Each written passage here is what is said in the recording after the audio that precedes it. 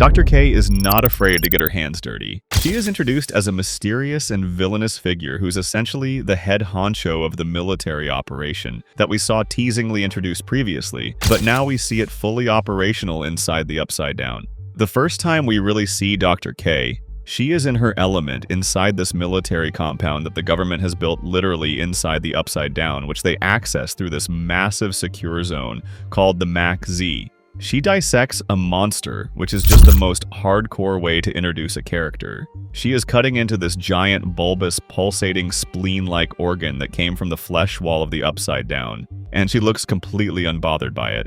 It immediately establishes that this is a woman who has seen some things and isn't scared of the biological horrors of this dimension. She is a scientist first and foremost, but she commands the room like a general. Her main goal right off the bat is established very clearly. She wants to save people. She wants to stop the Upside Down from consuming the world, but the way she goes about it is what makes her so fascinatingly gray. She is Machiavellian in the truest sense of the word because she believes the ends justify the means. She isn't necessarily evil in the way Vecna is evil, where he wants to cause suffering, but she is cold and calculating, and she views people, even children, as variables in an equation that needs to be solved. Her primary obsession in the first volume is 11. She believes that she needs 11, and she tells her subordinates that innocent people are dying, so finding the girl, as she calls her, is the only thing that matters. But here's the thing, she doesn't actually know if 11 is good or bad. In the first episode of Season 5, we see Dr. K operating under the assumption that 11 might be responsible for the disappearances of the children in Hawkins.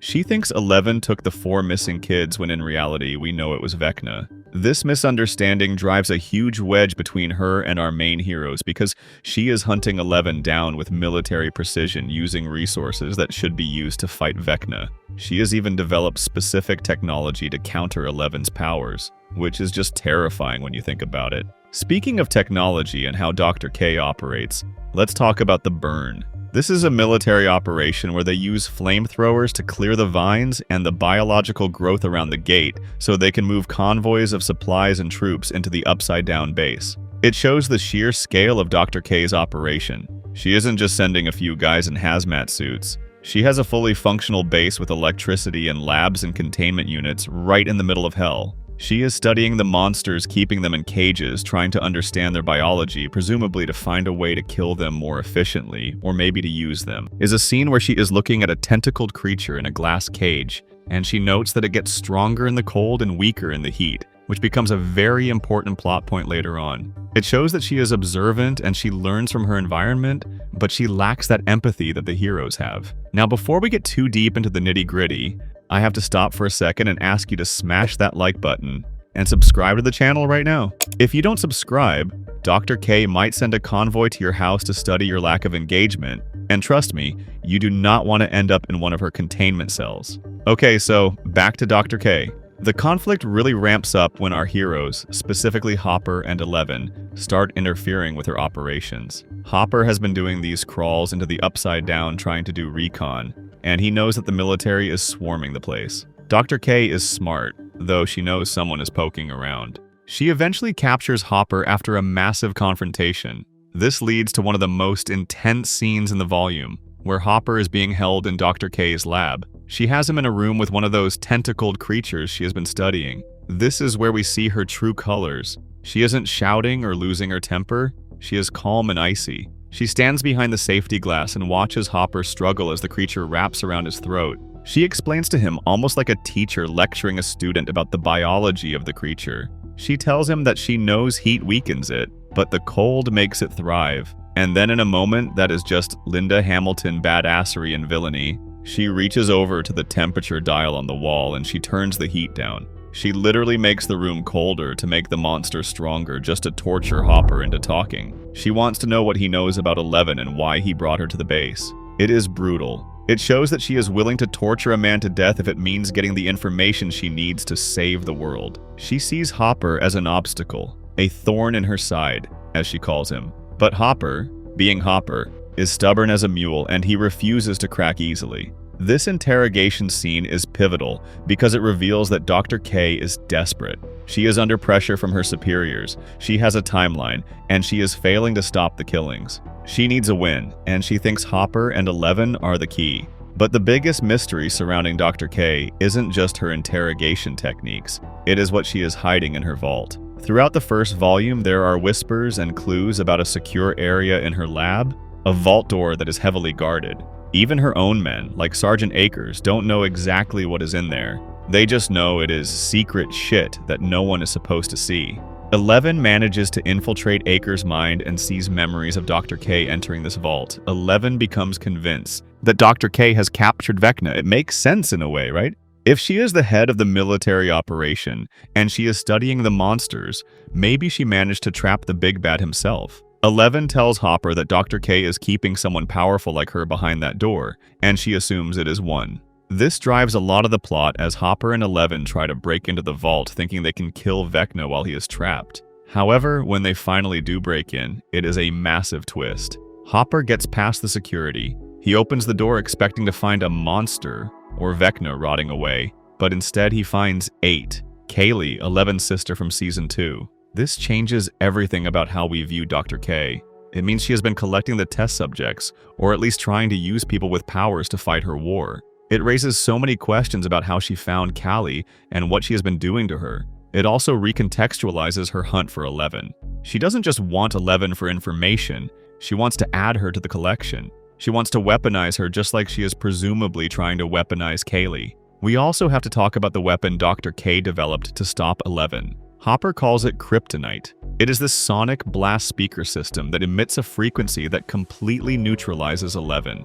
It paralyzes her and causes her immense pain, preventing her from using her powers. This shows that Dr. K has done her homework. She knows that brute force isn't enough to stop a telekinetic superhero, so she used science to find a weakness. When the military convoy hits Hopper and 11 in the Upside Down, they use this weapon, and it almost ends their journey right there. It is terrifying to see 11, who we are used to seeing flip vans and bring down helicopters, be rendered completely helpless by a sound.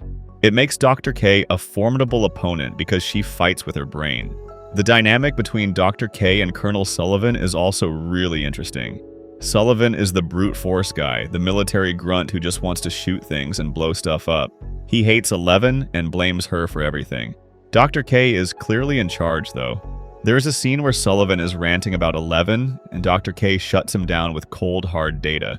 She brings up the demographics of the missing children, pointing out that there are 73 children in Hawkins between the ages of 9 and 10 and predicting where the next target will be. She treats the situation like a statistical model, while Sullivan treats it like a war zone. She even orders him around, telling him to report to the Mac Z, and warning him that if he goes looking for Akers, he will find a dead man. She is commanding, and she doesn't suffer fools. But ultimately, Dr. K's arrogance is her downfall in Volume 1. She underestimates the connection between Hopper and 11, and she underestimates the resourcefulness of our heroes. In that final confrontation in the lab, while she is torturing Hopper, she doesn't account for 11's sheer will. 11 is hiding under a desk watching her father figure get strangled, and she tries to use her powers, but the kryptonite dampeners are too strong. So she does something Dr. K probably didn't put in her statistical model. She attacks physically. She creates a distraction that allows Hopper to break free. Hopper turns the tables. He knocks out Dr. K, but he doesn't kill her. This is important. He leaves her unconscious on the floor. This means Dr. K is still alive at the end of Volume 1. So, what does this mean for the future? Well, we know Linda Hamilton is a legend, and you don't bring in someone like that just to have her get knocked out halfway through the season and disappear. She is definitely coming back for Volume 2. The question is, how will she react? She has been humiliated. Her base has been breached. Her prisoner has been discovered, and her top target has escaped. She is going to be furious, but she is also a pragmatist. If things go south with Vecna and the Upside Down starts bleeding into the real world even more aggressively, she might be forced to align with the heroes. Imagine a team-up between Sarah Connor and Hopper. It would be insane. But for now, she remains this fascinating antagonist who believes she is the hero of her own story. She is doing terrible things for what she thinks are the right reasons, and those are always the most dangerous kinds of villains. She is the embodiment of the government's cold, unfeeling response to a supernatural tragedy, and Linda Hamilton plays it with such steely perfection that you almost respect her even while you hate her. It's actually kind of wild when you step back and look at the history of the show, because from the very beginning they have had this knack for casting actors who aren't just good. They are literally part of the DNA of the genre that Stranger Things is paying homage to. You start with Winona Ryder in season 1, and she is obviously a generational icon, but then you look at Matthew Modine as Dr. Brenner, and he was huge in the 80s with Full Metal Jacket, and then you keep going down the list and it is just hit after hit. You had Sean Astin in season 2, who is obviously a Goonies legend, and he came in as Bob Newby, the superhero we didn't deserve, and then Paul Reiser from Aliens played Dr. Owens, who everyone thought was going to be a bad guy because of his role in Aliens, but turned out to be a solid dude. Then you get Carrie Elwes from The Princess Bride playing the sleazy mayor in season 3, and Robert Englund, literally Freddy Krueger himself, showing up in season 4.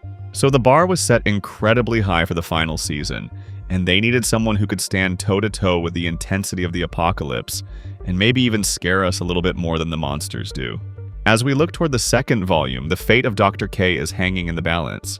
Will she double, i.e., down on her ruthless methods and try to kill Eleven and the others to maintain control? Or will she realize that her methods aren't working, and that she needs to listen to the people who have actually fought Vecna and won? And what about Callie? Now that we know she's been holding 8 prisoner, that is going to be a massive plot point. Did Kaylee agree to help her? Was she tortured? Dr. K has a lot to answer for. But one thing is for sure, Linda Hamilton has etched her name into the Stranger Things Hall of Fame with this performance.